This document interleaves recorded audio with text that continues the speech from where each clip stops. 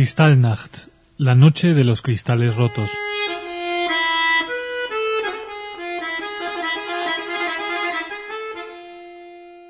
Desde el punto de vista de un niño de 8 años, en realidad no me daba cuenta de la tragedia, ¿no? Hasta que no vi la sinagoga donde íbamos siempre quemándose. Entonces ahí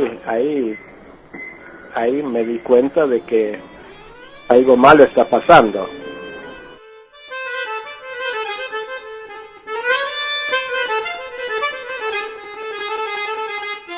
Hace 66 años que Max Giesen tenía 8 años. Él vivió esa noche de cristales y confianzas rotas. Hoy recuerda lo inolvidable.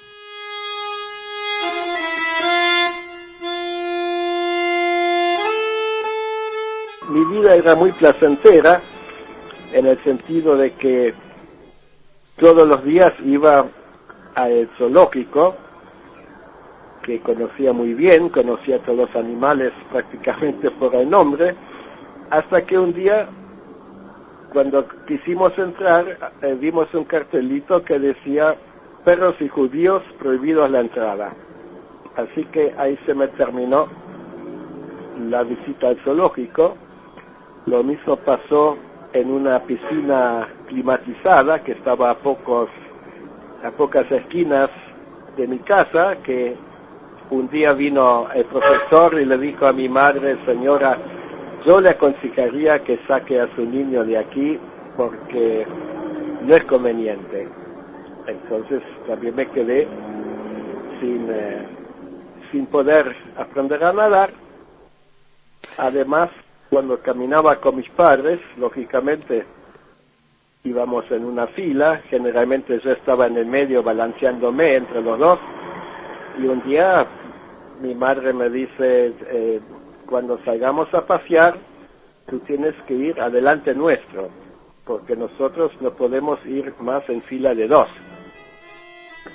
Así poco a poco se fueron cercenando nuestras libertades, nuestros derechos.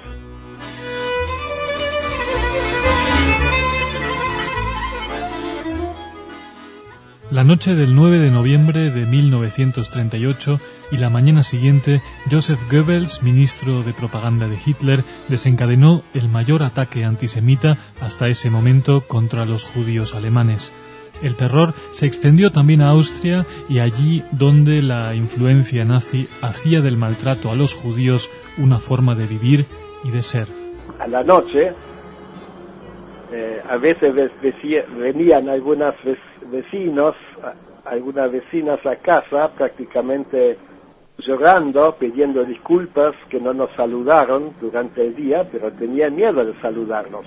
Además, muchas veces traían algo de leche o algún huevo, porque llegó un momento que tampoco los alimentos estos estaban destinados a los judíos.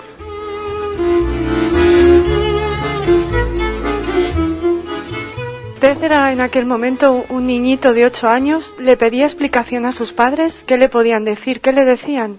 Bueno, en realidad no recuerdo que me hayan dicho demasiado, casi diría nada, porque siempre tuvieron la forma de decir las cosas necesarias solamente, sin abundar. Además, querían ahorrarme la pena de explicarme demasiado lo que estaba pasando.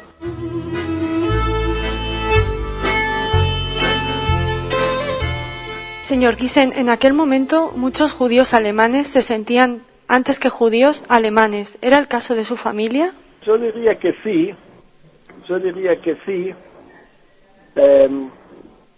Mi padre fue soldado en la Primera Guerra Mundial, tenía sus medallas. Cuando había un desfile, siempre iba cargándome al hombro para que mire bien. Estaba orgulloso de su Alemania.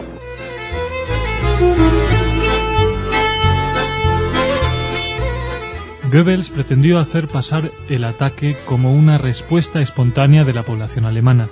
En París, un joven judío había acabado con la vida de un oficial de la embajada alemana. Quería llamar la atención sobre la situación de sus padres y de más de 15.000 judíos de origen polaco que fueron deportados sin asistencia médica ni alimentos en condiciones infrahumanas a la tierra de nadie de la frontera entre Polonia y Alemania.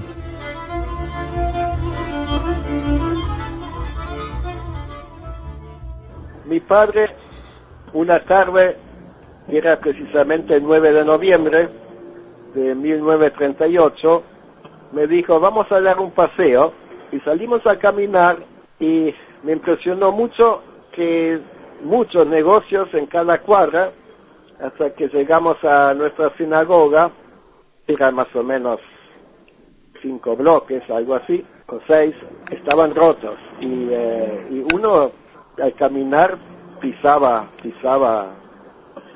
el vidrio, y cuando llegamos a cierta distancia de la sinagoga, porque uno no podía acercarse, por un lado por el calor y por el otro lado porque la policía lo tenía separado, vi que la sinagoga donde nosotros íbamos de vez en cuando estaba en llamas, y a cada lado había carros de bomberos con los bomberos listos para evitar que el fuego se propagase al vecindario. ¿Y había mucha más gente observando esa sinagoga quemándose? Ah, sí. Había gente que gritaba, que aplaudía, otros observaban en silencio, estupefactos.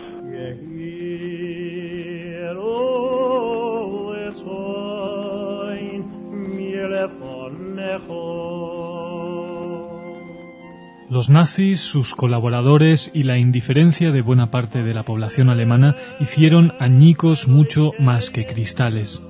91 judíos fueron asesinados. Se arrestó y deportó a 20.000 personas a campos de concentración.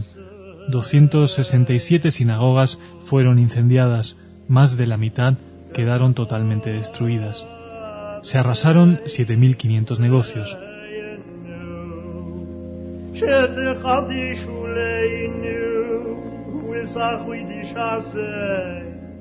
Todo me resultó de lo más extraño, tanto es así que cuando yo preguntaba a la noche, ¿y papi dónde está?, me decían, se fue a ver unos amigos, porque resulta que en estas semanas la Gestapo buscaba a los jefes de familia a las 5 o 6 de la mañana, tocaba timbre y se lo llevaba. Entonces, como nosotros teníamos prácticamente ya los papeles hechos con anterioridad para dejar Alemania, en estas últimas semanas nunca durmió en casa mi padre, que venían siempre a la misma hora. Tanto es así que me contagié del temor, en el sentido que años después, cuando llegué a Sudamérica, cuando escuchaba un timbre, todavía me sobresaltaba.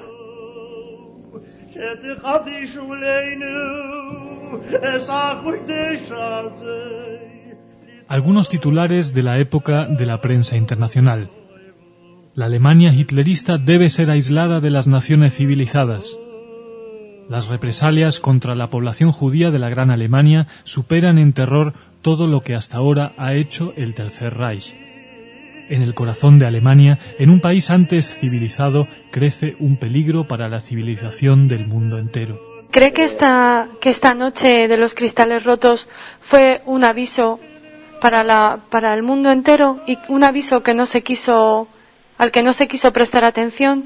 Y por supuesto, es el mismo aviso del 11 de marzo, que la gente todavía está dudando de apoyar todas las medidas contra el terrorismo internacional.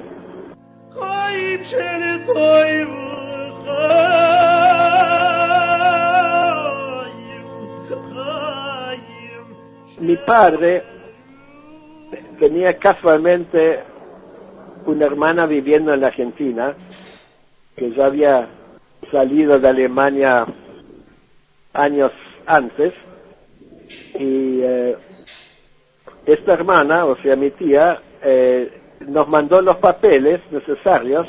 Yo fui a la Argentina Y desde aquel entonces resido en la Argentina, o sea, ya hace nada más que unos 66 años.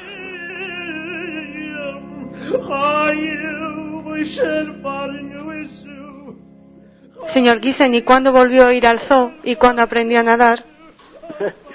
Aprender a nadar, empecé a aprender en el barco, en una piscina que tenían, y al zoo de Berlín volví en el año 86, cuando fui por primera vez a Alemania, mejor dicho a Berlín. Alemania ya había ido antes, invitado por el Senado, como hacen las invitaciones a los que tuvieron que abandonar algunas ciudades de Alemania.